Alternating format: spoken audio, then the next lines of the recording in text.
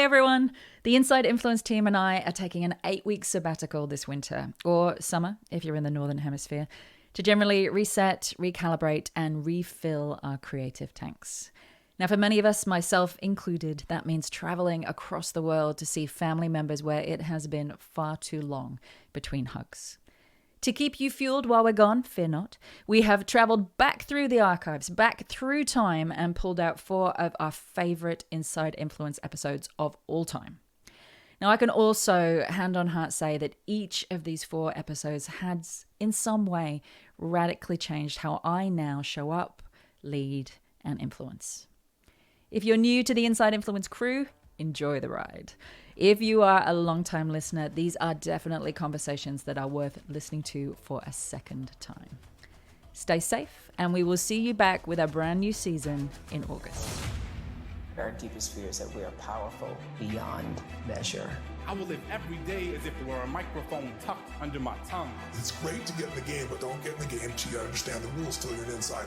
Your life changes when you begin having a different conversation in your head. What we need to do in radically deep problems is propose radically visionary solutions. Because the people who are crazy enough to think they can change the world are the ones who do. Greetings everyone, my name is Julie Masters and welcome to another episode of Inside Influence, in which I delve into the minds and the psyches of some of the world's most fascinating influencers or experts in influence to get to the bottom of what it really takes to own your voice and then amplify it to drive an industry, a conversation, a movement, or a nation. When you think about that last part, about moments where someone has used their influence to drive a nation, a few iconic moments will probably come to mind for all of us. Moments where one person stood up and through their own human story, united a tribe of people behind an audacious idea. Now, of course, I'm thinking of speeches like Martin Luther King's I Have a Dream, Winston Churchill's We Shall Fight Them on the Beaches. Now, these are all just words, or they started out all just words. Or at best, they were impassioned cries for action and change from one person's heart to another. But from those words, a tidal wave of change was created. And so that's what we're diving into with today's guest. The power that words, stories, and presentations can have on an idea and in igniting a groundswell underneath it. My next guest is the CEO and founder of Silicon Valley's largest and most successful communications firm, Duarte Inc., Nancy Duarte herself. Now, Nancy has spent the last 30 years immersed in the world of human storytelling and has been behind the scenes of some of the most compelling speeches we have ever seen, or as she calls them, impassioned pleas. I love that. Including Al Gore's An Inconvenient Truth. More on that later. She has worked with thought leaders of global brands like Apple, Cisco, Facebook, GE, Google, HP, TED. It just goes on and on and on. She is a renowned author also and has books that have shaped the way many of my own clients and people I respect now communicate, including Illumination, Resonate, and the Communications Bible Slideology. Jump on Amazon, check them all out. They are all worth buying at least 3 times. She has been the master of the crazy world of presenting since way before speaking was even cool, before TED, and back in the days of projectors and death by PowerPoint. On a personal note, if I look back, when I started my very first business with a business partner, it was a speaker management company, a talent management agency for professional speakers. And again, that was back in the day before speaking was cool. You would literally only do it on fear of death, and even then you'd probably take death most of the time. And I literally so viscerally remember sitting at my kitchen table, trying to think about how I would get people excited about this, about why I was so passionate about ideas, about words, about storytelling as a force. And I wrote one thing down, not joking, one thing on a piece of paper, and it said, the right idea at the right time, when delivered authentically, has the power to change everything. Now, I have gone back to that statement countless times, and I know in my DNA that it is true because I have seen it play out now of stages of thousands, digital platforms of millions. And I would remind my team of it and myself of it every time, the going got a little bit tough. And so when I heard of a kindred spirit, when I heard that there was a woman who put together something that I am a huge fan of, which is Al Gore's An Inconvenient Truth, the presentation that literally turned the tide on how the world felt about climate change, I knew I had to meet her. And so when we started this podcast, she was top of my list. I stalked her. She was very kind about the stalking, and she patiently and kindly agreed to come on and be a guest. Now, in this conversation, we cover some serious ground, so I suggest you grab your notebook, your iPad, an envelope, I don't care, a post-it note, whatever you can lay your hands on. Because we explore the one pattern that the world's greatest speeches have in common. Seriously, there is one. She has studied all the world's greatest speeches, every single speech that had game-changing, world-changing impact, and they all follow the same structure. Now, that is a structure you need to know about.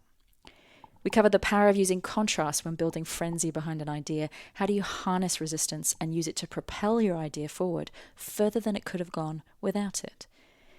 How to create action on the back of any presentation by illuminating a new path, or as she would call it, creating a new bliss.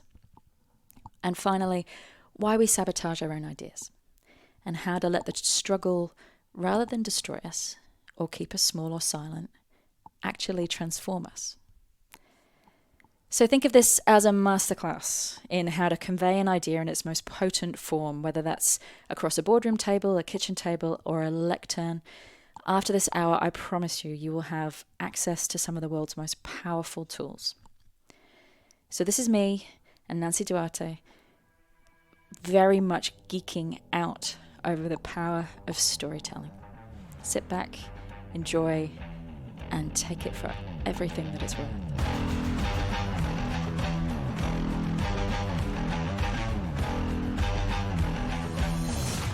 Welcome to the podcast, Nancy Duarte. Thank you. Did I say that right? Yeah, you did. Thank you so much for being on the podcast. I'm going to kick off with the same question I always kick off with. And there's a reason I kick off with this question, and that is because, and actually, I'm sure you've come across this before as well. I feel like there's a story out there that in order to be influential, in order to make an impact, in order to get up and speak in front of people, share your stories, that you need to be an extrovert. And I'm firstly interested, do you consider yourself to be an introvert or an extrovert? And secondly, have you found that as well? I am squarely in the extrovert category, but I'm married to an introvert. My son is an introvert. So all the girls in my family are extroverts. All the boys are introverts. And what's interesting is I could be like, oh, could you speak at Monday morning staff meeting? I'm like, sure, I'll drum something up. Well, an introvert would never say that. They would want to have something carefully planned, something thoughtfully made, something delivered in a way that's empathetic and careful. So what's interesting is my husband, he kind of semi-retired, started to paint at home and do all these things, and he just wasn't as visible in the company. And so I'm like this arms flailing, hummingbird communicator, passionate, blah, blah, blah, blah. And we had a really critical piece of communication, and my husband delivered it. And people were like, they missed him, number one. But the biggest thing is they were like, wow, he's just so eloquent and careful and not excited, and he's just fluid and compassionate. And it was, at first I was like, kind of hurt my feelings. I own it. But it was beautiful, like how he worded things, even his posture and how he stood. It was just so different. And I think people needed a yin to my yang a little bit here internally. They were just hungry for that. But you will not get an introvert that is not a careful communicator. They just won't wing it. And I think that extroverts sometimes try to lean on their charisma or lean on their extroversion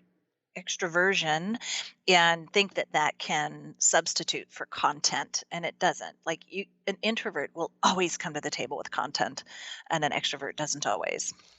I've also noticed that introverts, I hate massive generalizations, but the introverts that I know in my experience, they tend to be, because of their introverted nature, they sit back and they listen.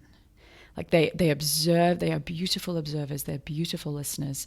And because of that, when they do come forward and they say something, it's, as you said, it's so eloquent, it's so spot on, because they've done nothing but, done nothing but watch. Yeah. And my son is like, if there was a scale to introversion, he's on the hermit side. That's my So husband. when we've got all these like hummingbirds at the table, yip yip yip, just carelessly flicking things around. And my son, I've learned that if I count to 7 Mississippi, like 1 Mississippi, 2, he will take that amount of time to frame what he wants to say in the most beautiful, perfect way. So it took me discipline to shut my own mouth up enough to give him the space he needed to craft what he'd been thinking the whole time.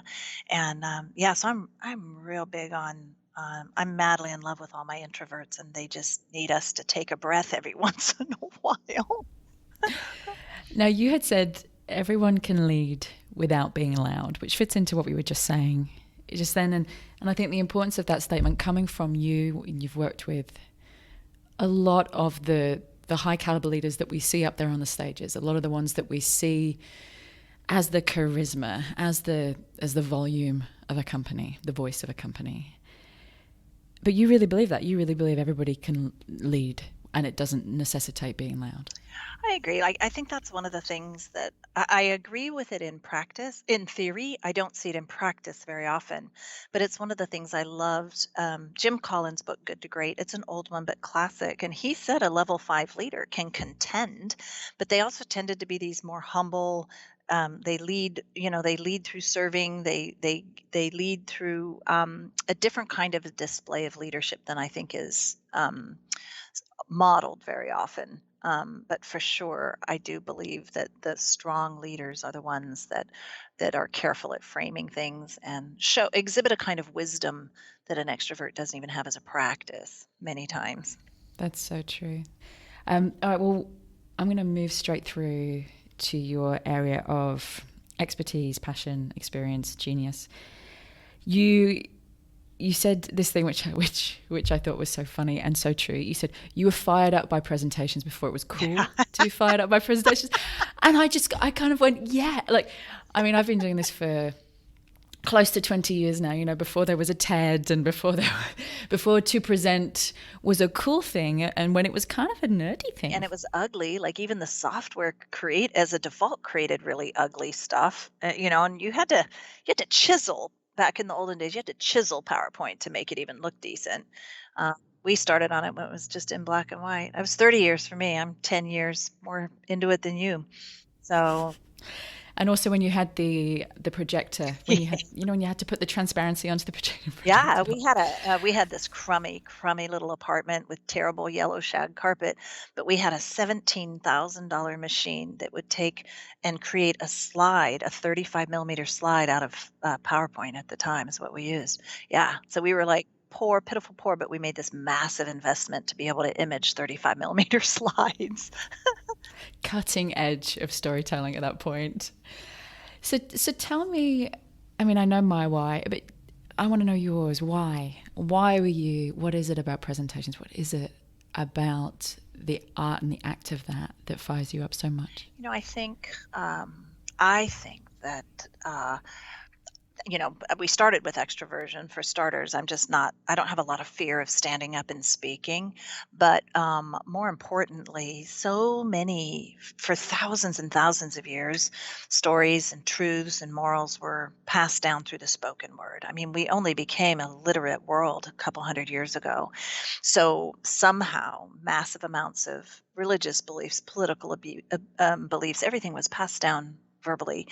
And you really can't point to a movement that didn't start with some sort of an impassioned plea.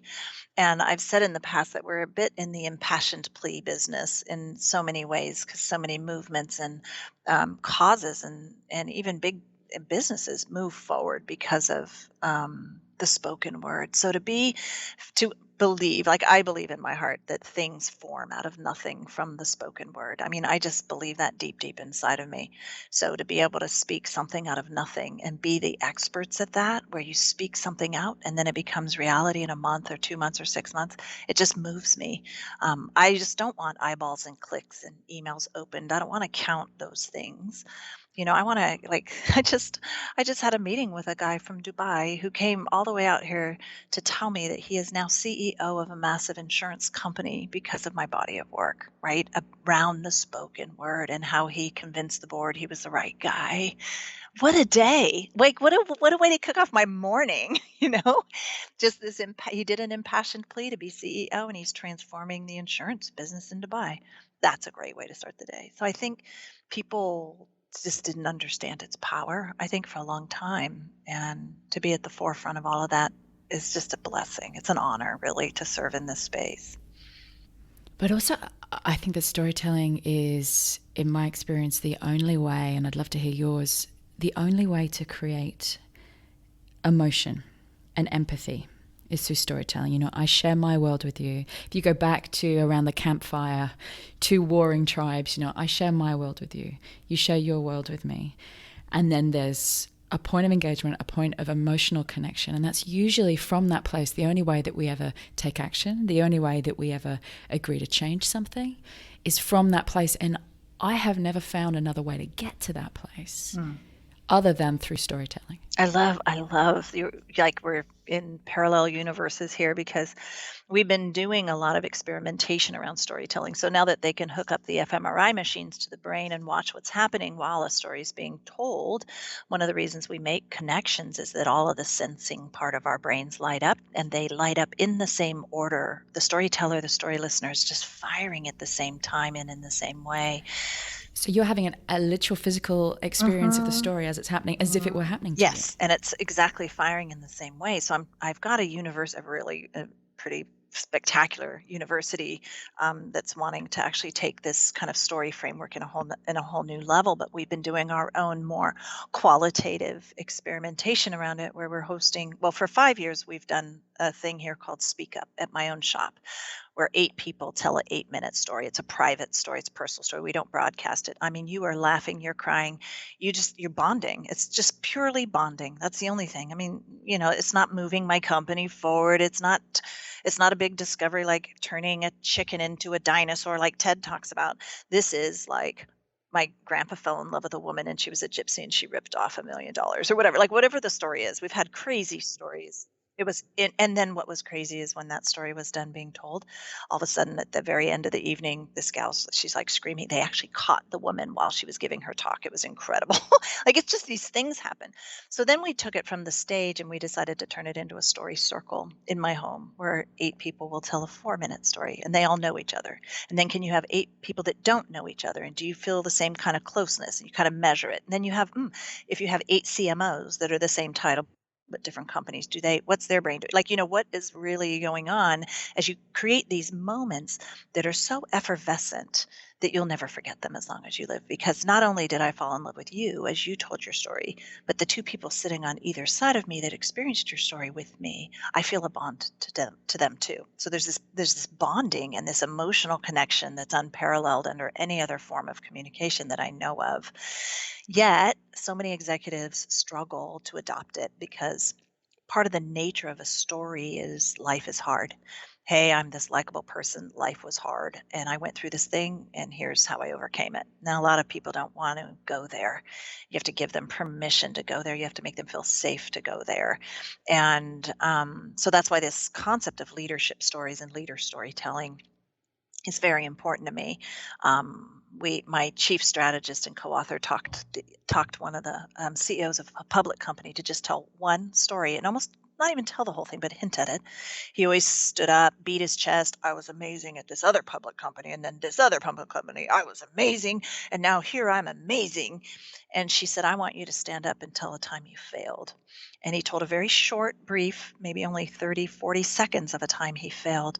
The reaction from the audience, from all the employees, he said it was his best talk he ever did. And he just told a story where he failed. And it's crazy how we feel like, oh, they're not infallible either. I'm not infallible. Therefore, we're alike, and leaders want to be on some sort of untouchable pedestal, make it seem like life isn't hard. And life is hard. But you can also feel that in the room, from a professional speaking standpoint, when It's tangible. When someone gets on stage and they do what you just call the chest beating thing, and you can feel the whole room move backwards a number of inches. And then there's a moment where they talk about what didn't work, or a moment they fell over and they got back up, or a moment where they just didn't know what to do, or even more incredibly, the fact that sometimes right now, here today, I often don't know what to do. And you feel the room come forwards 5 or 6 inches, because it's like, oh my, I feel like that. That's me. There are some days I don't know what I'm doing. What do you do in those moments? How do you handle them? There's an engagement that comes, and there's this actual beautiful word. If I ever had a tattoo, it would be this word. And my 40th birthday is coming up, and it's not off the agenda. There's this beautiful word called duende, and duende is a Spanish word, and there's no literal English translation, but the closest you can get is it's a word to describe when a flamenco dancer takes to the stage. And the flamenco dancer walks on, and they stand there, and they stand very still and quietly for the first few moments. And then the Spanish would say, then the duende arrives. And it's this moment where a sense of gravity comes over them. But in order to let the duende arrive, to let the duende come in, they speak of it like almost like a tree elf. In order to let it come in, you have to be willing to let something die.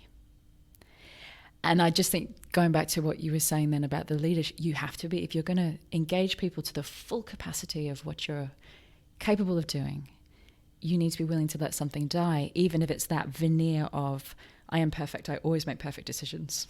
I love that. And I'm amazing 24 hours a day. I love that because, even Steve Jobs has a quote that, nothing can begin unless something else ends. You can't have a new beginning without something ending. Die is a strong word. I love this story. There's a guy here in the Valley who runs Google X. His name's Astro Teller. And so they're constantly inventing like weather balloons. Oh my God, do you think this will happen? They'll just like shoot something in there and see what happens. They're just inventing all the time.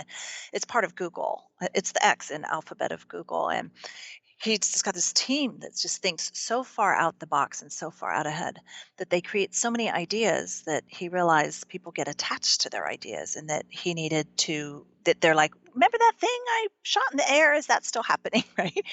And so he takes Dia de los Muertos, which is a Mexican holiday, at Dia de los Muertos, and they build this altar and they dance around the altar and they celebrate the death of all the ideas they came up with. And it's beautiful. Like, it's not a bad thing. They're celebrating the Day of the Dead ideas, And you're right. Like, we hang on to things for too long. We don't let ourselves move forward unless we actually acknowledge, this is ended, this is over, this is done. I'm separating myself from that. In my book, Illuminate, I spent a lot of time studying that because there's ceremony in endings, that you can't begin again without an ending. And so at the end of initiatives at a company, you need to, sometimes they just fizzle out, and that frustrates employees more than declaring it as dead or, and it's a communication mechanism, the rites of passage, and also endings and beginnings, where you very clearly say, this is over, or we won, or we lost, whatever was the ending, good or bad. We need endings so we can move forward. I love that. Nobody's ever talked about that. Now, I'm going to keep us moving because I have so much to ask you about. You have such an incredible body of work. So you have built speeches for some of the world's greatest, literally the world's greatest. But what I love about your journey, the beginnings of that journey, is it started with a question, which again is a question that has occurred to me many times, but I never spent the time and energy that you have put in to answer it, which is, why do we love stories so much, but presentations flatline? Yeah, I love that question. Actually, what's weird is I asked myself that question after the company had been in business for about 18 years. And I was just sick of it. Like, you go through phases of like, okay, now this is really, we had kind of fixed the slides themselves. Like, it was like, okay, we already had tackled it. We already released a book, and people were starting to get that the slides were bad. But then I saw that the actual content, it didn't matter how great your slides were. If your content was bad, you just did a terrible job. And it always baffled me. I remember when my kids were little, we happened to be in this little town in Southern Cal called Solvang, and there happened to be this weird, bizarre storytelling event there. And we went and we took our kids, and I remember thinking, I have not been this engaged in the spoken word in a long time. And they were just telling story after story after story. And that kind of started me on an early journey through, why did that hour and a half pass by, but I can't stand to sit through an hour-long meeting with a presentation. And I went on a journey through storytelling. I'm a pattern finder. I'm a systems thinker. So I looked at every kind of framework. There's screenwriting frameworks. There's Joseph Campbell's Hero's Journey framework, which is an 18-part story structure. Sid Field has a 3-act story structure that follows screenwriting. I looked at everything from screenwriting software to, I just went like a crazy freak. And I just wanted to see, what are all the patterns? What are all the inflection points? What happens when at the climax of it? What happens at the down, like the ill fate, the good fate? Like, how do you map it on? What are all the ways that have been mapped, and why have presentations not been mapped? Because I knew that really good speeches, when you listen to them, they have a cadence and they have a rhythm and they have a beauty to them that is just as great as a story, but I couldn't figure it out. And I decided that to use 2 great speeches. I used Dr. King's I Have a Dream speech, and I took Steve Jobs's iPhone launch speech, because I thought, if whatever I find is true, it should work for commerce and it should work for causes. And so I just had those speeches practically memorized. Steve Jobs's is 90 minutes, but I knew them so well that once I found the pattern, I knew I found the pattern. I was in my office. I told my husband, it was a Saturday morning. I'm like, today I'm going to draw the shape. I know I'm going to draw the shape. You run out and golf, and I'm going to draw the shape. And I remember I figured out what that pulse and cadence was. And I first thing I did is I fell on my knees in thanks. And then the second thing I did is I looked up Hitler, Mussolini, and Goebbels, who wrote most of Hitler's speeches. And I looked at their speeches, and they followed the form too. And almost a sense of gravity and caution came over me, where I thought, wow, this comes with a lot of responsibility, because this works for good and for evil. And it's true, right? When you're persuasive and you get people to feel what you're saying, you could use it for evil. And so it was really sober. Should have been this moment where I was like dancing around, and it was very sober, very humble. And it was probably one of the more kind of sacred moments I've had in my career, where I had to weigh the price of releasing this. But it's been all used for good that I know of. But still. No, I think it's a massive point. I'm actually just sitting back thinking about that, because it is anybody who works in the amplification business. For me, I had a talent management agency for many years, and we had to think very carefully, and we did. I can honestly say we did think very carefully about the people that we signed and the messages that we chose to amplify. I kept a big sign up on the wall. It was an electronic, those electronic picture frames? Oh yeah, I have one. We just got one, yeah. Every week. So sometimes we would have 80 to 100 presentations going on in the world, any given week. And we would add up all the audience members, because we'd have to get how many people were going to be in the audience before each one. And every week we would update that number as to how many people we had reached on a cumulative basis since the business had started. And that number, talking about rituals, that number was an attempt to keep us very anchored in the business that we are in. We are in the business of spreading ideas. And if you're in that business, you'd better be really sober about the ideas that you are consciously spreading, because there's money to be made in every avenue, and often more money to be made in those that have a negative impact, unfortunately. Yeah. So you'd better be really sober about the ideas. I love that. That you're choosing to spread. And the other thing that I had chills when I heard you talk about this the first time, that it felt like, because you, as you said, you drew a shape, a form for a presentation that makes the largest amount of impact, and mapped it and checked it. And the fact that you felt it as a shape, it had always felt like a melody to me. Whenever I'd heard a presentation, one that worked, one that didn't work, a message that got through, that didn't go through, it was almost like a conductor listening. There was a melody to it, which is essentially a shape as well. It's notes on a page. It's a shape. And I had never heard anybody else talk about it that way until I heard you talking about it as having a shapeliness to it. Mm-hmm. And it's so true. There's a rhythm, isn't there? There's Yeah. a rhythm, there's a cadence to it. Yeah, it's funny. My son is a classical composer. He's just this genius boy. And I had him take the visual language I used for the spark lines and apply it toward the sonata form. So the sonata form in classical music is a 3-act story structure also. And yet a sonata from Beethoven is very different than a sonata from Mozart. It's within the same form. So I called it a form instead of a formula because people want to try to make it a formula and it's not. And so he did this beautiful job of explaining multiple dimensions of music and visualized it for me in the form of a spark line and the 3-act structure. And you can actually watch a Mozart and you can watch a Beethoven sonata. I have them online in my online version of Resonate where you can actually listen to it. And it's so beautiful. And so I think that's why I feel that it is very much like you're saying classical music, where you almost feel like even though it's one person speaking, it's like they're joined with harmonies and melodies, and there's this beauty and rhythm to it when it's done really well. That's really unparalleled of any other form of communication. So I'm glad you see that. And you've got the when it increases in pace, when it speeds up and it gets more intense and more dramatic, and then you've got the moments of power when it slows right down and becomes still. Yeah. And that is exactly the same when you see someone on stage. Yep. You need the both. You need the both. So walk us through the structure. We're talking about this form right now.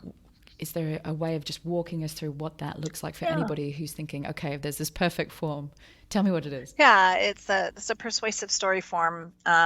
Basically, it's kind of like pumpkin teeth if you carve pumpkin, but it's it starts with a line on the bottom and you establish what is. And then the human brain is hardwired for contrast. All day long we're contrasting, like, oh, that thing moved. Am I safe? Oh, am I like them? Am I different from them? All day long we're processing contrast. So what you're going to do is you're going to use this persuasive structure to create so much contrast that when you describe the current realities and contrast them with the bright hope of the future, your current realities are not appealing and the future opportunity is alluring. And so it's a structural device where you spend some time explaining what is, and then you explain what could be. But here's our reality. Oh, look what could be. Oh, here's where we are today. But just think about this other, but reframe it in your mind as this, and you move back and forth. And by the time you're done, they don't know why, but suddenly they're not as comfortable with the status quo and they want to join your movement and make sure your ideas become reality. So it's definitely a format that works. You also talked about something else, which I think is vitally important for anybody that's looking to building a compelling story, a compelling presentation, a compelling message. And you said that one of the patterns you noticed is that the hero archetype is broken. And I just thought, oh, thank God somebody has said that out loud. So to translate what that means, the myth that it is about me. If I'm on stage, it has to be about me. Then that sounds very egotistical, but actually it's the opposite. It has the impact of it isn't, some people blow up like a gorilla when they think that, but the majority of the time we freeze and we get terrified. Oh my God, this is all about me. They're all staring at me. They all want to know what I think. And you said that that's fundamentally broken. The presenter isn't the hero. The audience is the hero. And if you flip that in your mind, then you do a compelling presentation. You said, you are not Luke Skywalker. Yeah. You are Yoda. Yeah. And I felt like putting that on a t-shirt. You are not Luke Skywalker. You are Yoda. Yoda was a Jedi master for like 900 years total. But I think by the time he saw Luke, he'd been doing it for a good 800 years, right? So he'd walked in Luke Skywalker's shoes for a very, very long time. And that's what made him qualified to coach another Jedi, into becoming something great. And I think what happens is we do get nervous when we have to present. We did spend hours and sometimes weeks creating it, so we are obsessing about it quite a bit. But what happens is when we make it all about ourselves, it creates distance between us and the audience. And if you don't deliver it in a really compelling way, your idea is going to die. So those people in that room are the heroes of your idea. They're the ones that'll latch onto it and make it reality. So if you don't change your framework, you walk in there like, I'm badass, I'm awesome, do this for me. they're not going to. So you have to humbly defer to them. They hold all the power in the room, all the power. They hold all the power to make your idea reality or to reject it. And I think that mindset is important, not only for presenting, but consumer marketing, how you approach your customers. We think that my customers need me more than I need them. And that's such a slippery slope and terrible position to be in. You just have to be really careful when you think you're something that you're not. It's a slippery place to become and to be. And also the reframing of it from what do I want to tell you, being from me out, what do I want to tell you, and the reframe, because again, that can be paralyzing and also not engaging, the bottom line truth. But reframing it's what's the one thing that I could give you or tell you that would be useful enough for you to be able to do something about it. And, reframing it that way, what could I give you that would be useful and engaging enough for you to want to take action? Yeah, I think too, from all the research I did in myths and in movies, literature, the mentor does three things. They come alongside the hero. They're not the hero. They come alongside the hero. They do three things. They help him get unstuck, or they bring him a magical gift or a special tool. When you're done presenting, people should feel that way about you. Wow, I'm unstuck, or whoa, I had this new tool, or wow, this is a magical gift. They should feel that way. And then you did the role of the mentor. But if they're frustrated, if they don't want to go, they want to entrench, you might not have done as good of a job. You talk about resistance and the fear that we all have, any single person that's ever stood up and said something out loud in front of other people, and that is the fear of what will come back, that someone will disagree, that someone will fight a point or will know more than me. And you talk about dealing with that resistance, and again, I'd never heard it worded this way. And it's just beautiful, using that resistance almost as a boat uses the wind. My husband and I actually were wee pups, and we fell in love on a sailboat. So I think that has a lot of emotional value to me. But when you put the sail up, you actually, harness the wind, which is technically resistance. But what's really interesting is when you're going into the wind, you can go faster than the wind itself. There's a physics phenomenon that makes you go faster than the wind itself. That's crazy, right? To harness resistance and go faster than the wind itself. So metaphorically, what happens is, using that as a metaphor to when we communicate, if you spend time brainstorming all the different ways that people are going to resist, like, well, they might question my credibility. Well, I did a project like this that failed last time. Well, the way it was structured, they didn't want it done that way. And, you can think of all these ways that they might resist and not adopt your idea. Well, if I maybe, and this has happened here internally, where I roll out a program and they maybe didn't like the way it was structured, or the process was cumbersome or something like that. If I say, hey, we're doing this, I realize it's going to feel like Groundhog's Day to you, but I want to tell you, I heard you last time I did it, I did this, and it failed. And this time, to address that, I'm going to do this. Please give me feedback, because I really want everyone to buy in the process, and I want to hear you, blah, blah, blah. That's so different than, it's just a different way to approach resistance. They could walk away and be, backstabby, blah, blah, blah, I can't believe it, but I addressed it, apologized for a failure, dealt with it straight on, and it like inoculates them, or anesthetizes them, I guess, to the resistance that they may throw up if you actually think through it. All the little barriers that they'd put up, if you think through it, embedded into your talk, then you're harnessing their resistance and using it to actually get traction. So using the resistance to go faster. Yeah. And I've heard about dealing with resistance, but the way that most people would address dealing with resistance is it's like a rock you have to climb over. It's going to slow you down, but you can get over it. And you're saying quite the opposite. It's not a rock you need to climb over. It's a wind you can harness to move faster. I love that. I have a small obsession. It's not really small. It's pretty large. With Al Gore's Inconvenient Truth. Yeah. I've used it as a case study I don't know how many times. And the reason, you would know why I am obsessed, because you were part of the creation of that presentation, which I'm dying to hear more about. The reason for my obsession is that I know that prior to An Inconvenient Truth, the scientific community have been trying to get our attention about climate change for a very long time, with stats and reports and research papers, and it had gone pretty much just nowhere.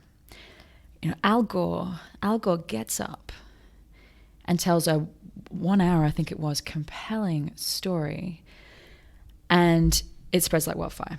And they had said that, An Inconvenient Truth has had a much greater impact on public opinion of global climate change than any scientific paper or report. And that came out of the scientific community. And there was a 50%, see, I'm nerding out on this now. There's a 50% increase in the purchase of voluntary carbon offsets in any area where that movie was shown. So 50% of people took actual financial action as a result of seeing it. I had not heard that statistic. That's amazing. Yeah. I had not heard that. That is a massive impact. And you had said the only difference between those that create action and those that don't are the way they are communicated. So why, in everything that and being part of that whole process of building An Inconvenient Truth, why do you believe it was so powerful as it was? It's funny because we worked with him for 4 years before it was a movie. So he, I don't know if you remember, after the election, there was all this news, and he'd been out sailing around on a boat, and he had this great big beard, and they were giving him all kinds of, grief about how he looked. But he went out on that boat, and he's like, what do I want to do with my life? What am I going to do? And he remembered that he'd run around with this 35 millimeter slide carousel in the 70s, just passionate about climate change, and decided he was going to pursue that again. So part of it is when you have a leader that feels like the message they have is like a calling, that makes a big difference right there. It's a calling. At this point now, he'd accomplished so much, and now he just needed to do what he felt called to do. And so that was part of it. So for 4 years, what people don't realize, so we actually got that slide deck and slide carousel and scanned in a bunch of his old stuff, but he wanted it to be multimedia. He wanted it to be, obviously more interesting. But for 4 years, he traveled around the country to these high, kind of oddly high net worth places. He would hold these big people's private homes. I mean, he delivered it everywhere. He delivered it at the Stanford auditorium. He would go to these places, and he would get really influential people in those areas to host him and to bring him in to do one of these talks and fill up these little regional auditoriums. So by the time it was a movie, he'd already created a groundswell. He'd already had a lot of interest in a lot of local communities, and the movie just kind of popped open this groundswell to kind of exit the surface of the earth, because there was this pent up commitment right through these I don't even know. That's why he was so good in the movie. He delivered it so many times. He was so comfortable delivering it at that point. He did really well delivering it in the movie. And so that is what a movement makes. Like, we looked at a lot of, in my last book, Illuminate, we spent a lot of time looking at a lot of the speeches that Dr. King made during his movement.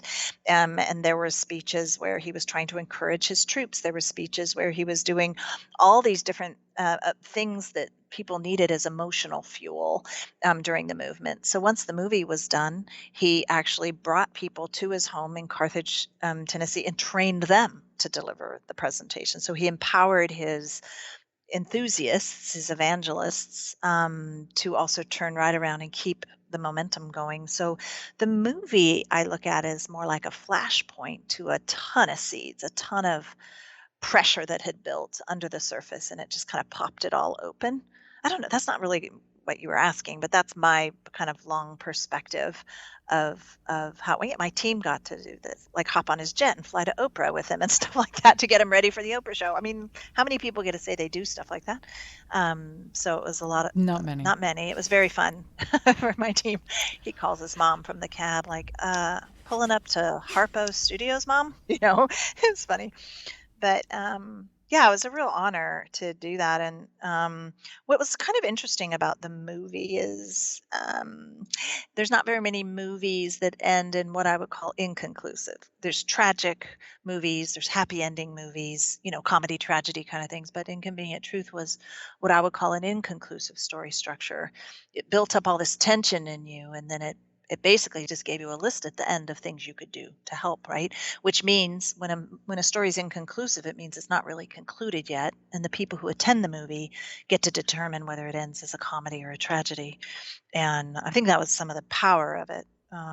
Was that the people need to determine how the story ends. That is so true. I never thought about it that way, that the inconclusiveness of it was part of its power, and actually leads me nicely on to my next question, which was, you said great presentations illuminate a path. You wrote a book called Illuminate, and I know that this is a big passion for you. In my language, I would call that ending on purpose. You end on purpose, because what tends to happen is that often, we watch this amazing presentation. I watched a documentary on whales recently, and you watch it and you're all fired up at the end, and you think, okay, right, I'm in. Just tell me what I need to do, and I'm there. And it ends with nothing. No path forward, no way to help, no simple things that I can do in my daily busy life that I can actually contribute to the movement that you are trying to create. You use Steve Jobs as an example a lot for this, and you said that he ends by creating a new bliss, which is just such powerful language. You talk about what is ending with a new bliss. Yeah, I like where you're going with this, and I think you use really lovely language. I think ending on purpose is really important. I think sometimes when I attend TED, I get TED fatigue because they get you, oh my God, these monkeys, oh my God, they're in the tree, oh my God. And then they're not allowed to end on purpose. Like you can't say, and for only $49 a month, you could save these monkeys or whatever, right? You're just not allowed to do it. And so No, I know many TED curators, and they would be a big fat no. Yeah, and I remember the first time I went, I like by Wednesday, I was like, okay, I don't want to go to a party. I don't even want to eat a morsel. I'm going to crawl up in the fetal position on my bed and just maybe cry myself to sleep, and then I'll be fine in the morning. But people want to, when you've really moved people, they want to do something. And so what the new bliss is so many people end their talk, say, with the call to action, like for $49.99 a month, you could, and you shouldn't end there. I think that's the marketer's way to end a great a great marketing piece would end with a call to action. But after you give the call to action and say you can help by this thing, then you state the new bliss. And this is what the world looks like with your idea adopted. This is how the world will be different if we make this choice, And there's great leaders. Like one of my favorites was Nehru. He was the prime minister, and he gave a speech in India the night that India was freed from British rule. It's one of my favorite speeches. It was called A Tryst with Destiny. It's like their I Have a Dream speech. And he did the most, he basically poetically made a vow and a covenant with his beloved motherland. And it was just beautiful. It was like, and it painted a picture of what he's going to do to serve her. And how it's going to look once she is served well. It was just so I love it already. Utterly beautiful. And so many times people need to end with hope. We need to feel hope, or we won't want to contribute. And so it is just a beautiful way to end by saying, Apple's was at the end of his iPhone talk, Steve Jobs promised revolutionary new products in the future. We've done that from the very, very beginning, and we always will. That's the new bliss. You think this was amazing? Just wait. We always will give you amazing products. And that was kind of his promise right after he launched the iPhone, which is kind of spectacular. So the greatest speeches do end. Martin Luther King, free at last, free at last. Thank God Almighty, I'm free at last, right? It was like this is our future. This is the way it's going to look. When we're truly free. His whole refrain at the end was just unbelievably beautiful. So I just think you need to end creating longing by painting a picture of a different and an alternate future than they currently live. You had said we hit the struggle and then we stop. So as we get towards the end of the interview, I wanted to just talk about that very briefly. We hit the struggle and then we stop. We sabotage our own ideas instead of choosing to let the struggle transform us. What does that mean? I mean, I have a sense of what it means, but for you, in your words, what does that mean? I think that when you, I have this happen to me sometimes when I have an idea. And I know in my gut it's the right thing to do, but kind of it's funny because we started the conversation this way, but some extrovert with their hand on their hip that maybe I've paid money to do a role, says I know better. I will sabotage my own idea and defer. And sometimes I think the bigger ideas, the ones that are the most world changing, we have to fight hard for, we have to contend for. Like the amount of times in my 30 years, even recently, I had an experience where I was like, oh, maybe I'm not the right one to lead this version of the Duarte idea forward, right? Start to self select out. I had to fight hard even with my own identity and how I perceive myself, because the next, say, reinvention of where presenting's going is going to get very interesting. And so you have to struggle through. I would say it's pushing through the roadblocks, pushing through everything that says you can't, pushing through and making sure you really, really believe it to the point of being called. Because sometimes the scale of some of the ideas that people need to bring forth don't come without a struggle. And it's not like everything's paved for us, like a little paver lands right in front of us, and then we put our precious little slipper on it and we just walk through life in a dainty way. It's messy, it's dirty, there's mud slinging, it's just messy. And you have to build muscles and discipline that you never dreamed you had to do once you start to lead people toward an idea that you really believe in. And I'm almost preaching to my choir right now. It's good. This is good because I'm in a season where I'm like, should I not? How hard should I have to fight for this? Because to me, if you think, oh, this is true, this is right, I know this is the direction.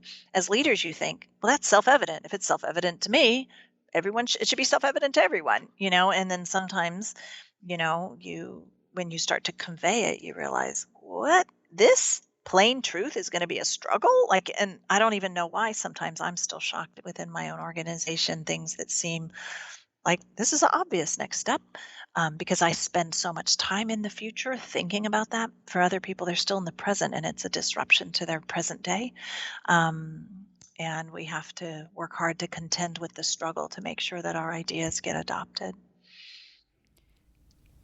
How has storytelling transformed you? My whole life now, as a coping mechanism, story frameworks work for me. So if I'm having a bad day, I just say, oh, it's the messy middle. It'll resolve. It's like a coping mechanism now. When in one of my favorite things, there's two things that were in Hero's Journey, Joseph Campbell's Hero's Journey, that didn't make it in my book, yet I notice I'm latching onto those more than almost anything.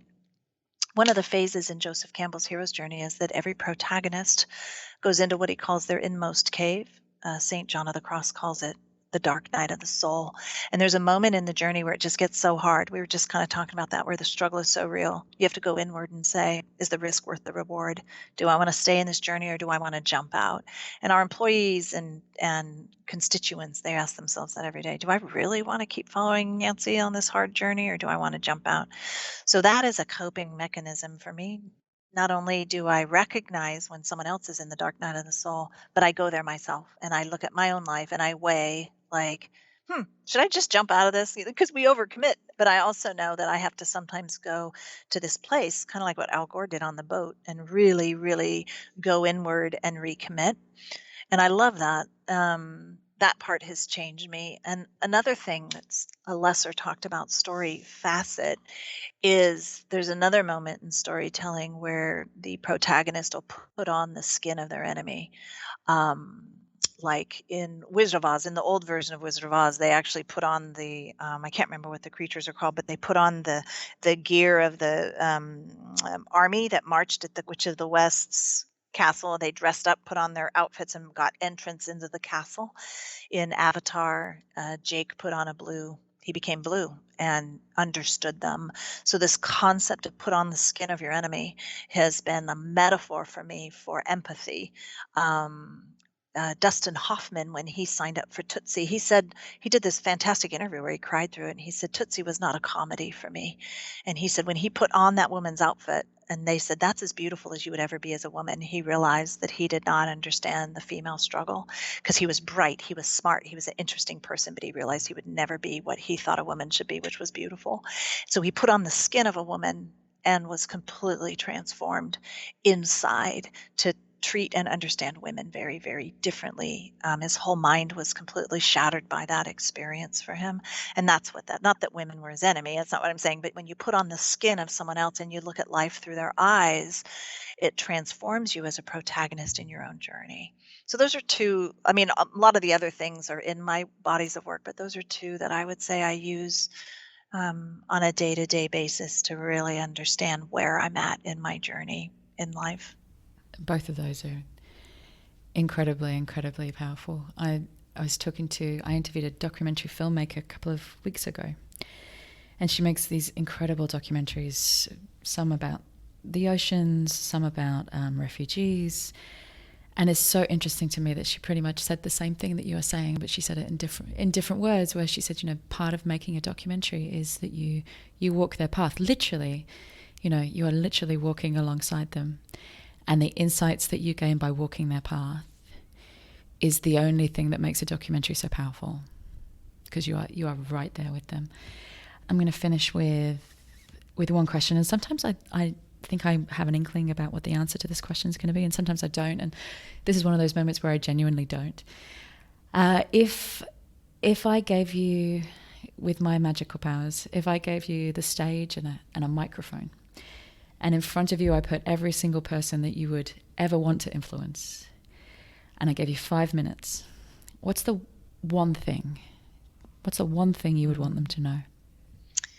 Wow. I think that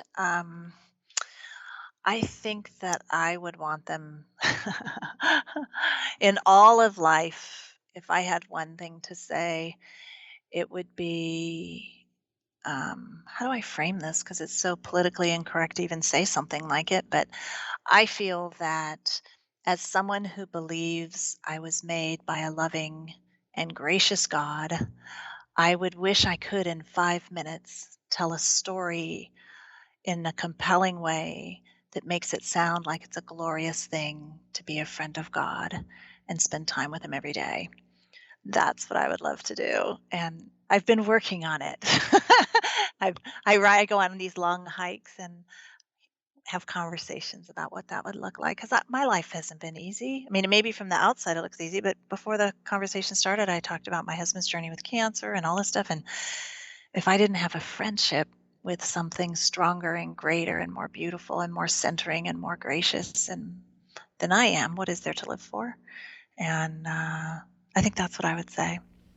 I was at a conference a couple of days ago, and there was a rabbi on stage, and the person interviewing him asked him for his final words, and he said, make friends with your soul. Yeah. Be in partnership with your soul. Mm-hmm. I agree. That sense of companionship, yeah, with the part of you that is bigger than this moment in time, or yeah, bigger than this body. I think too, I mean, there's a truth in all religions. It's do unto others as you would do unto yourself. Like, it's a love yourself so you can love others, right? And that's the same kind of thing, like accept and love yourself so you can be present and love others. And I think so many times we're so hard on ourselves and mean to ourselves and not soulfully present. And I think there'd be more empathy if we were. So that's what And better stories told. You got it. Much better stories told. Yeah. Well, thank you so much. Yeah, it's fun. I am the biggest fan of your work, and I'm going to keep nerding out on it with my crazy hand gestures that no one else can see for years to come. This was such a fun talk, and your voice is just so like relaxing and alluring. It really pulled interesting things out of me that nobody else has. So you did a really great job. It was a real treat to visit with you. Thank you. I'm thinking about a side career of bedtime stories. You'd be great at that. Thank you so much, Nancy. Yeah, it was great. Thanks. Thanks so much for listening. I hope you enjoyed this episode and have seized hold of at least one tool, idea, or mindset that will help you start raising your own level of influence. Now, for those of you who want to take the next step in your journey or would just love a roadmap to becoming the most influential voice, idea, or brand in your space, then I have good news. You can now download the latest updated version of my ebook, The Influencer Code, from my website, juliemasters.com. Also, there's a link in the show notes. Just pop in your email address, and I promise I will not spam you, but it is jam-packed full of ideas, tools, and case studies that I have come across in my now 20 plus years of doing this work. Not to mention the 7 areas and 7 core questions that I have found to be hands down the most valuable when it comes to immediately lifting your ability to make an impact. Download it, keep it, share it, juice it for all it is worth. I hope it makes a massive difference in both your career and your business. Thank you always to my co-founder and the main brain behind this podcast, Lauren Kelly.